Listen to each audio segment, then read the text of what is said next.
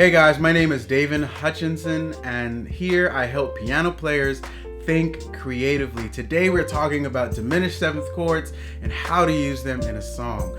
Also, leave a comment in the comment section below, whether good or bad, it does not matter, and I will choose a couple of people to give access to my website for free, where they can download courses and other resources that will help them in their piano playing journey. Let's get right to the lesson. All right, so what is a diminished seventh chord? Okay, so let's play a diminished chord. Now, if you don't know what a diminished chord is, I will review this rather quickly, okay? So let's play a C major chord. In order to find a diminished chord, we're gonna drop the second note within that chord, which we're gonna say it's E. We're gonna drop that down a half step to E flat. We're then gonna drop the third note within that chord, which is a G, to the F sharp, G flat, and that gives us a diminished chord. Now, in order to find the seventh note, or this diminished seventh chord, right, what we're gonna do is we're gonna go up 3 half steps from the F sharp. So we're gonna say 1, 2, 3. That's 3 half steps away, and that A is going to be our seventh, right? So now we have a C diminished 7, or C full diminished, okay?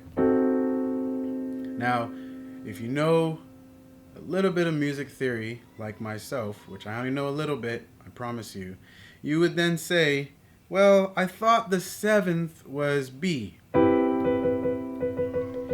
Well, yes, except for when we're talking about the diminished chords, and that is because of the diminished scale. There are more notes in the diminished scale, which then moves all the numbers for that particular scale. But we're not going to talk about that right now.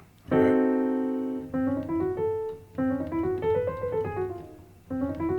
I'm messing up on it.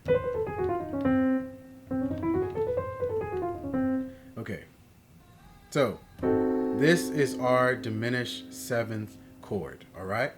Now, what's more important is not what the chord is called, but how to use it, although you should know what it's called, okay? So we use this often as a passing chord. Now, you can use it as a standalone chord on its own, right? But that it's very common to use it as a passing chord. So that's what we're going to talk about right now.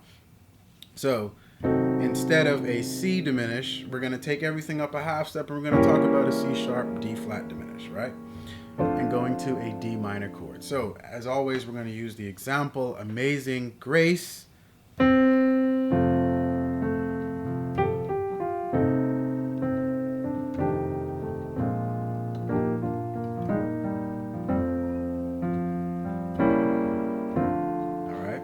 So I used this C sharp diminished, just in a different inversion, going to a D minor, okay?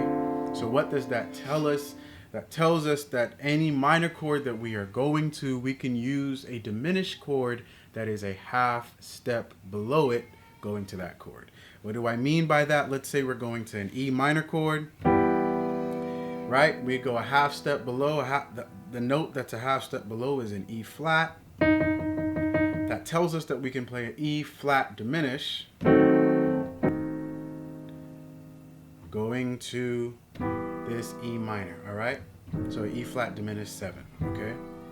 And you understand how to find a diminished seventh chord. Hey guys, thanks so much for watching. If you find this content helpful, go ahead and subscribe and like.